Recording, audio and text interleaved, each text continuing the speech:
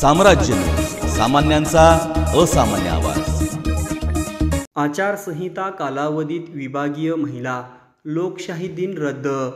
सार्वत्रिक लोकसभा निवडणुकीच्या आचारसंहिता कालावधीत महिला व बालविकास विभागामार्फत दर महिन्याच्या दुसऱ्या सोमवारी आयोजित करण्यात येणारा पुणे विभागीय महिला लोकशाही दिनाचे आयोजन केले जाणार नाही, अशी माहिती महिला व बालविकास विभागाचे उपायुक्त संजय माने यांनी दिली आहे।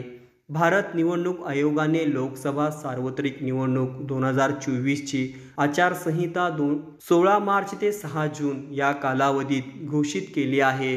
या आचारसंहिता कालावधीत पुणे विभागातील पुणे, सातारा, सोलापूर, सांगली व कोल्हापूर या जिल्ह्यात लोकसभा सार्वत्रिक निवडणूक होणार असल्याने एप्रिल व मे महिन्याचा विभागीय महिला लोकशाही दिनाचे आयोजन केले जाणार नसल्याचे माने यांनी कळविले आहे।